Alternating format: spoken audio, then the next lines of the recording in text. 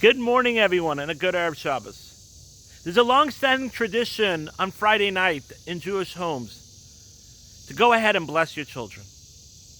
The blessing is made up of the priestly blessings. But before we say the priestly blessings, for the girls we say, may you be blessed like the matriarchs, Sarah, Rebecca, Rachel, and Leah. But for the boys, we don't say the patriarchs, Abraham, Isaac, and Jacob. But we say Joseph's two children, Manasseh and Ephraim.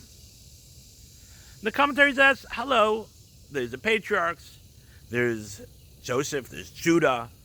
There's so many of the 12 tribes that we can mention. We say Manasseh and Ephraim, Joseph's two children. Why them? Okay, they were great, and they became tribes.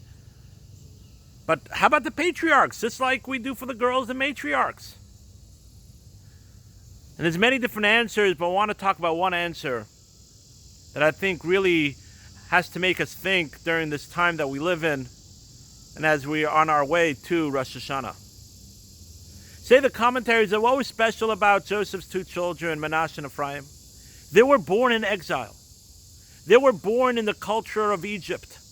They didn't grow up in the household of Jacob, of Isaac, of Abraham. Okay, listen, you grew up in such a household, of course you'll be great. But come on, let's be in the real world.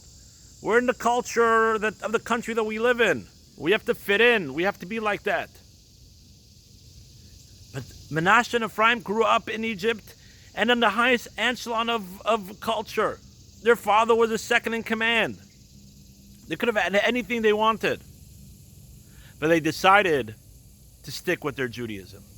With all that, Judaism was the main focus point in their lives, to the extent that they even reached the level to become like their uncles, part of the 12 tribes.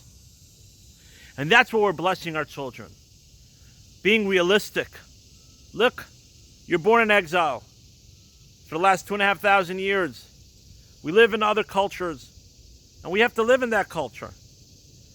But ultimately, our main focus point and our main goal in life is to build our relationship with our Father in heaven, to be good Jews, and to strengthen our Judaism. So when we bless our children, or if you're not blessing your children, when we think about the blessings of the children, and we think about Manasseh and Ephraim, let's think about this important lesson and say, hey, we have to make sure that Judaism is the main focus point in our lives.